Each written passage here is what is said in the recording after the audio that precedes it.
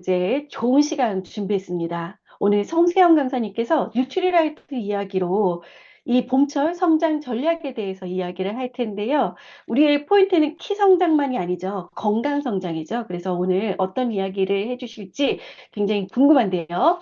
뉴트리라이트 송세영 강사님 나와달라고 부탁드릴 때 우리 다 같이 박수 한번 부탁드리겠습니다. 송세영 강사님 나와주세요. 네, 반갑습니다. 되게 아름다운 목소리로 서은영 사장님께서 소개를 해주셨네요. 어, 화면 공유하고 시작하도록 하겠습니다. 이 봄철, 아직 3월이죠, 그쵸? 아직 3월 21일, 아직 1학기 아이들이 지금 학교를 만약에 다닌다라고 한다면, 한참 이제 학기 적응을 하는 때이죠. 그래서 몸과 마음이 자라는 소중한 시기, 특히나 이 봄철, 우리 어린이 청소년기의 건강 중에서 좀 꼭 알아두어야 할, 학부모인 많은 리더님들을 위한 이런 좀 재미있는 내용을 좀 준비를 해봤고요. 우리 리더님들, 만약에 우리 아이가 아직 학교를 다니지 않는다라고 한다면 아마 이런 생각을 하실 거예요. 건강하게만 자라다오. 그런데 아이가 이제 학교를 다니기 시작을 하면 조금 생각이 달라지죠. 건강하기만 하면 안 되는. 그래서 남들보다 빨리 우리 아이의 타고난 역량을 키워주고 싶다. 이런 어떤 욕심들을 가지고 계실 거예요. 그래서 우리 아이의 타고난 역량 어떻게 찾아보면 될까요? 요새 사실은 너무나도 다양한 이런 방법들이 있습니다. 뭐 MBTI부터 시작을 해서 이제 어린이 MBTI도 있죠. 그리고 학교에서도 하는 것 같아요. 이 아이가 잘하는 이런 분야가 무엇인지에 대한 이런 부분들을 여러 가지 다양한 검사를 통해서 하게 됩니다. 그런데 사실은 저는 그 분야의 전문가가 아니기 때문에 조금 재미있는 부분을 조금 가져왔어요. 좌뇌형, 우뇌형 인재. 이거 한 번쯤은 다 들어보셨을 것 같습니다. 우리 아이는 과연 좌뇌형 인재인지, 우뇌형 인재인지, 이 좌뇌는요, 이성적이고 논리적이고 분석적이라고 하고요. 우뇌는 사실은 조금 좀 결이 좀 다르죠. 약간 감성적이고 직관적이고 굉장히 창의적이고 예술적이다 이렇게 이야기를 합니다. 이렇게 좌뇌 우뇌의 특성을 나눠서 지금 좀 보여드리고 있는데 이것만으로는 좀 마음에 탁 안 와닿으시죠? 그죠? 그래서 좌뇌적 어떤 능력, 약간 수리적인 능력, 약간 논리적 사고, 약간 비판과 정리전돈을 한 약간 이성적인 이런 분야를 의미를 하고, 대표적인 인물로는 빌 게이츠와 아인슈타인을 이야기를 하더라고요. 뭔가 굉장히 이성적인 이런 어떤 인재가 떠오르시죠?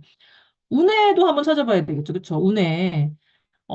창조, 공간 지각력, 약간 예술적 감각, 약간 굉장히 특별한 상상력을 가지고 있는 이런 어떤 인재들을 운해형 인재라고 이야기를 하고요. 여기 보여드리는 스티브 잡스, 뭔가 똑똑한 인재이긴 하지만 굉장히 크리에이티브하죠. 그래서 약간 굉장히 크리에이티브한 이런 스티브 잡스나 다양한 예술가들, 뭐 피카소 같은 이런 사람들이 운해형 인재다 이렇게 이야기를 합니다.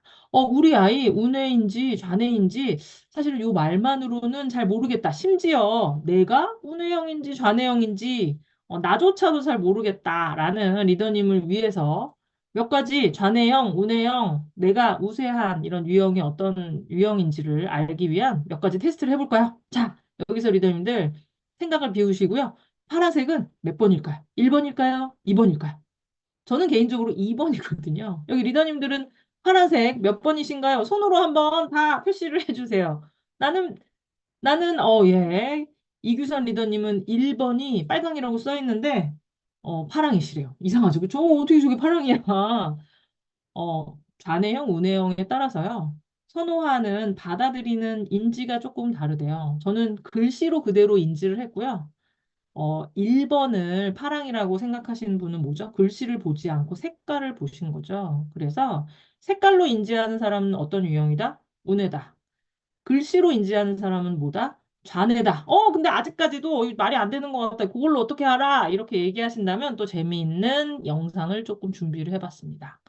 여기에 무용수가 지금 뱅글뱅글 돌고 있거든요. 어떤 방향으로 이 발레리나가 회전을 하고 있나요? 네, 솔직히 한번 한번 봐주세요. 저는 시계 방향으로 지금 돌고 있습니다. 그러고 보니까 제가 가지고 있었던 앞서의 어떤 인지와 좀 충돌이 일어나요. 저는 지금 시계 방향으로 보고 보이거든요. 그래서 이게 충돌이 일어나시는 리더님들을 위해서 또 한 가지 내가 좌뇌인지 우뇌인지를 또 판별할 수 있는 또 다른 방법을 또 보여드리고 있습니다. 깍지를 한번 껴보시래요. 손에 깍지를 꼈을 때 엄지손가락이 어디에 위치하는지에 따라서 좌뇌형, 우뇌형이 나뉠 수 있다라고 합니다. 벌써 지금 좌뇌형, 우뇌형을 판별할 수 있는 세 가지 방법을 한번 체크를 해봤는데요. 마지막 또 정점을 찍을 수 있는 또 다른 또 접근 방법 또 살펴볼까요?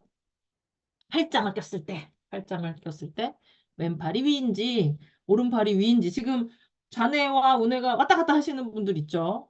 최종적인 승자는 누군가요? 나 그래서 해보니까 나는 결국에는 좌뇌형이야. 나는 결국에는 우뇌형이야. 혹은 이게 네 가지를 체크했더니 두 개는 운해형으로 나왔고 두 개는 잔해형으로 나왔다. 아직까지 판별이 좀 불가능하다. 이런 분들이 있으실 겁니다. 재미삼아 아이들에게 한 번쯤 본인을 포함해서 한 번쯤 해보시기를 조금 부탁을 드리면서요. 그런데 좀 굉장히 재밌는 또 다른 화두를 던질게요.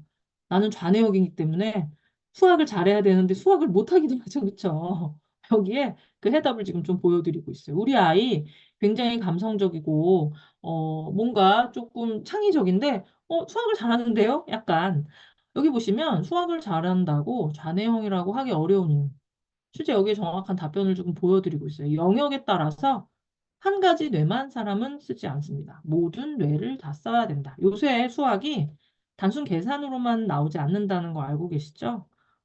무언가 좀 상상을 해서 이를테면 뭐 도로가에 나무를 심어서 쭉 세웠을 때의 가로수는 몇 개가 필요할까요? 사실은 넓게 펼쳐진 도로의 양쪽 끝에 가로수가 심어져 있는 이런 어떤 그림을 상상하면서 문제를 풀어야 더 잘 정확하게 풀 수 있겠죠. 그래서 사람이 살아가는 과정 가운데 좌뇌형, 우뇌형 지금 제가 생각보다 많은 시간을 들여가면서 이 부분을 조금 체크를 해봤는데 실제 이것보다 더 중요한 게 있다라는 이런 부분을 좀 말씀드리고 싶었어요. 우리의 두뇌에 있어서의 발달에 대한 이런 부분, 앞서 보여드렸던 것처럼 사람은 살아가는 과정 가운데 이 우뇌와 좌뇌를 동시에 아주 크리에이티브하게 적재적소에 조금 활용을 하게 되고요. 실제 이 좌뇌 우뇌가 담당하는 영역이 다른 것뿐만이 아니라 여기 보시면 이 뇌의 그림이 있습니다. 이 뇌의 영역이요. 세 개의 파트로 나뉠 수 있다라고 얘기를 해요. 조금 재미있는, 저도 개인적으로는 굉장히 재미있어서 이 부분을 조금 살펴봤는데, 인간의 뇌는 세 개의 영역입니다. 첫 번째 뇌는요, 여기 본능의 뇌라고 되어 있는 뇌인데요. 이거 생명을 관장하는 뇌예요. 그렇기 때문에 이 생명을 관장하는 뇌는 누구도 가지고 있다. 생명을 가진 모든 것들이 다 가지고 있다. 심지어 파충류조차도 가지고 있는 생명의 뇌이다라고 얘기를 하고 있고요. 이 파충류하고는 조금 격이 다른 또 다른 부분이 있습니다. 바로 동물이에요. 파충류 같은 경우에는 경우에 따라서 자기 새끼지만 조금 마음에 안 들면 잡아먹기도 하죠. 근데 동물은 어떻죠? 동물은 조금 다르죠. 이거 조금 슬픈 얘기지만 뭐 길고양이나 강아지들이 길을 가다가 이렇게 사고를 당하면 그 자리를 쉽사리 떠나지 못한다라고 얘기를 해요. 자기 가족이 거기 남아있기 때문에 계속 남아서 위험한데도 불구하고 남아있다라고 하죠. 무언가 감정을 가지고 있는 이런 감정의 뇌. 인간은 그런데 파충류도 아니요, 동물로 머무는 것도 아니기 때문에 사람을 사람으로 특징 지을 수 있는 또 다른 뇌, 이성의 뇌를 가지고 있다라고 합니다. 그래서 우리는 어떻죠? 무언가를 배우고자 하고 아름다운 작품을 봤을 때 감동하기도 하고요. 어떻게 보면 인간만이 가지는 이런 조금 남다른 특징을 가지는데 이런 뇌의 발달이 어떻다고요? 그냥 좌뇌, 우뇌로만 딱 나뉘는 것이 아니라 발달 순서가 있대요. 이 생명의 뇌는 언제? 출생하자마자부터 개발이 되기 시작을 해서 발전돼 나가고요. 본능과 감정을 구별짓는 이런 어떤 동물적인 뇌의 발달은 3살까지 이루어진다라고 합니다. 그런데 사람의 뇌의 발달은 거기서 머물지 않죠. 사람의 어떤 특징, 무언가 배우고 감동하고 교류하고 인간적인 특징의 어떤 이성의 뇌는 4세 이후부터 본격적인 발달이 일어나게 된다. 근데 이러한 과정 가운데 굉장히 중요한 게 뭐가 있을까요? 우리 이 부분은 다 잘 알고 있잖아요. 만 3세까지.